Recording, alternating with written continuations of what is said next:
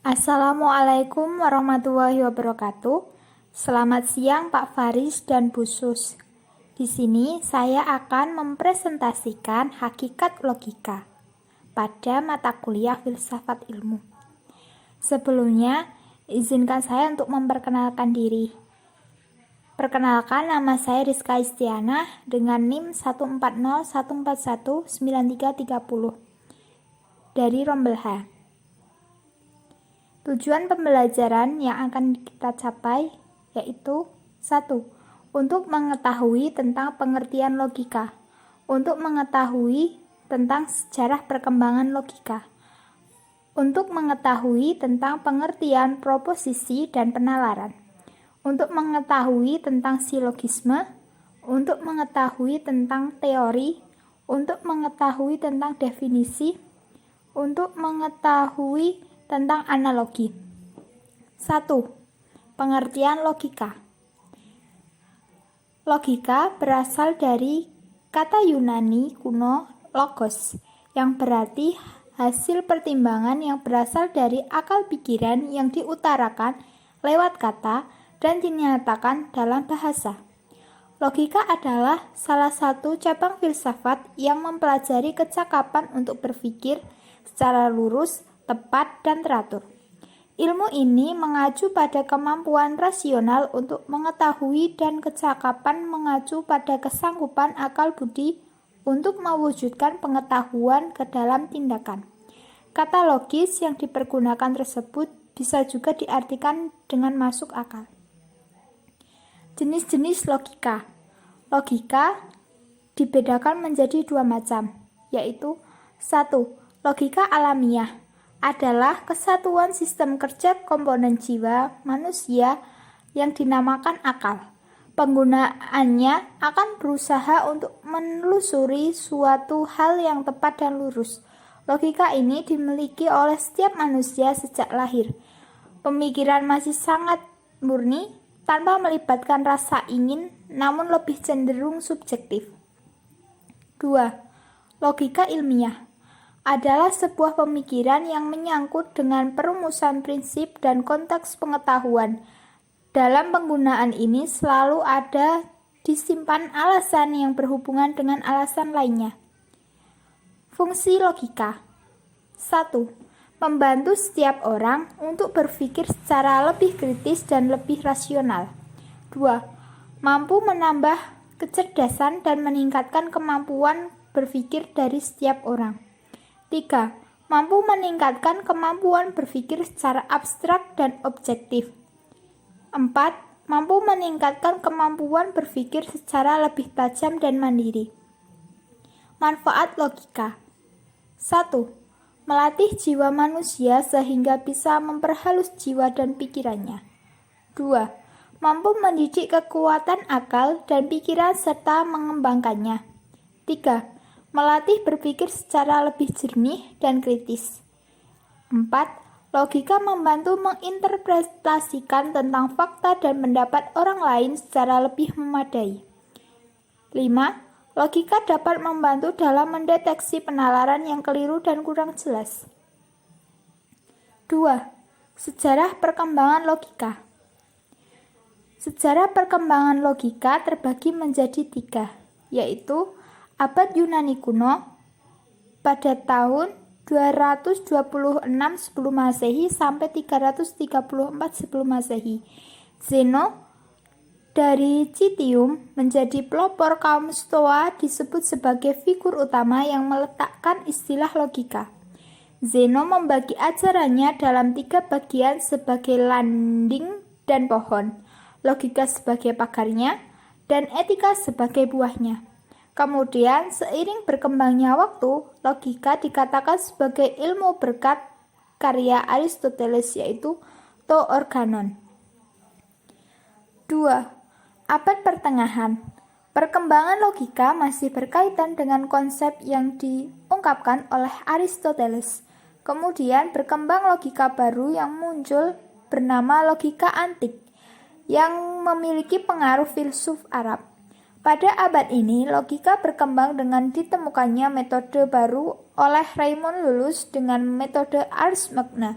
Kemudian muncul tokoh filsuf Islam yang bernama Al-Farabi pada tahun 873 sampai 950 Masehi. 3. Abad modern. Pada abad ini logika disibukkan dengan berbagai metode ilmu logika yang dikemukakan oleh tokoh logika.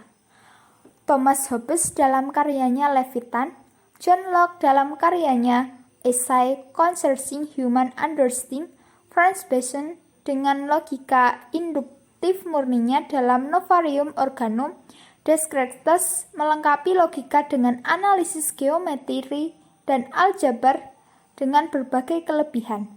Pada perkembangan selanjutnya, banyak tokoh ilmuwan yang ikut ambil peran seperti Immanuel Kant dan G.W. Leibniz. 3. Pengertian proposisi dan penalaran. Pengertian adalah kesanggupan dalam mengungkapkan sebuah makna, situasi, atau perbuatan. Dapat dikatakan juga sebagai gambaran atau pengetahuan tentang suatu hal dalam pikiran. Proposisi adalah istilah yang digunakan untuk kalimat pernyataan yang memiliki arti penuh dan utuh. Hal ini berarti suatu kalimat harus dapat dipercaya, disangsikan, disangkal, atau dibuktikan benar tidaknya. Macam-macam proposisi. Proposisi ini terdiri dari proposisi analitik, proposisi sintetik, proposisi empirik, proposisi kategorik, dan proposisi hipotetik. Pengertian penalaran. Penalaran adalah proses berpikir secara bertolak belakang dengan pengamatan indera yang menghasilkan sejumlah konsep dan pengertian. Kegiatan berpikir yang memiliki karakteristik tertentu dalam menemukan sebuah kebenaran. Dengan demikian, manusia dalam melakukan kegiatan berpikir tidak selalu didasarkan pada penalaran, namun juga kegiatan berpikir yang didasarkan pada perasaan dan intuisi. Jenis-jenis penalaran. 1. Penalaran induktif adalah proses penalaran yang mengambil contoh kasus yang khas untuk kemudian diambil kesimpulannya secara lebih umum. 2. Penalaran deduktif adalah penalaran dengan menarik sebuah kesimpulan khusus dari premis yang lebih umum. 4. Silogisme. Pengertian silogisme. Silogisme adalah jenis penalaran deduksi secara tidak langsung dalam pengertian umum. Silogisme adalah suatu argumen deduktif yang terdiri dari dua premis dan satu kesimpulan. Silogisme adalah setiap penyimpulan tidak langsung. Premis yang pertama disebut premis umum atau premis mayor, dan premis yang kedua disebut premis khusus atau premis minor. Kesimpulan itu berhubungan erat sekali dengan premis-premis yang ada. Jika premis-premisnya benar, maka kesimpulannya juga benar. Macam-macam silogisme. 1. Silogisme kategorik. Silogisme kategorik adalah silogisme yang premis-premis dan kesimpulannya berupa keputusan kategoris. Untuk mendapatkan sebuah kesimpulan yang benar, perlu memperhatikan patokan-patokan silogisme. 2. Silogisme hipotetik adalah silogisme yang premisnya berupa pernyataan bersyarat. 3. Silogisme disjuktif adalah silogisme yang premis mayornya terdiri dari keputusan disjuktif. Keputusan ini mengandung dua atau lebih kemungkinan. 5. Teori. Pengertian teori.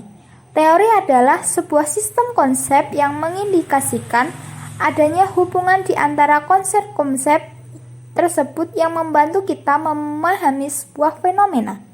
Teori ini merupakan sebuah serangkaian proposisi antara konsep yang saling berhubungan, dan sebuah teori juga merancang dengan sistematis dan menentukan sebuah konsep.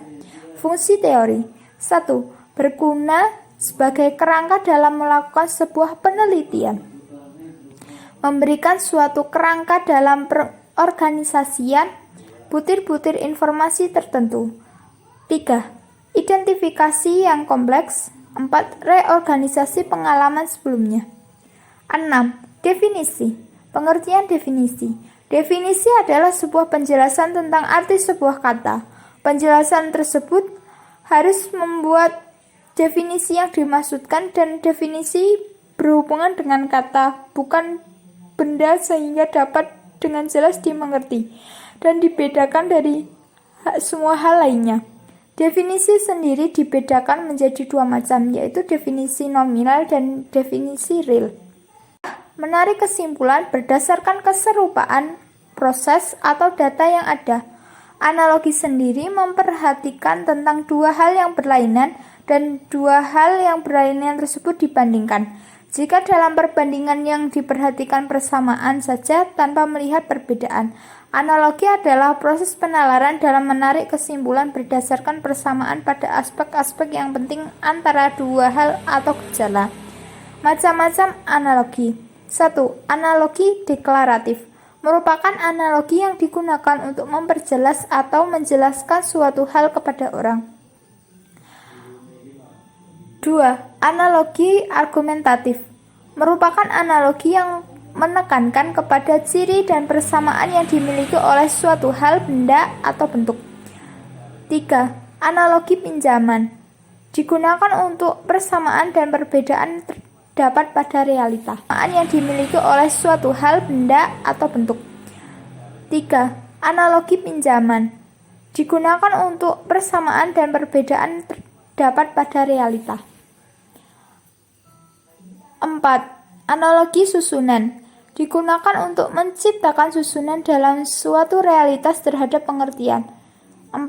Analogi palsu merupakan analogi yang digunakan untuk sebuah gagasan yang terlihat benar namun menggunakan perumpamaan yang tidak sesuai. 5. Analogi pincang merupakan analogi yang keliru namun masih dapat diterima dan sulit dibuktikan kekeliruannya. Kemudian, berdasarkan materi yang telah saya paparkan, berikut ini merupakan bahan diskusi yang akan kita bahas.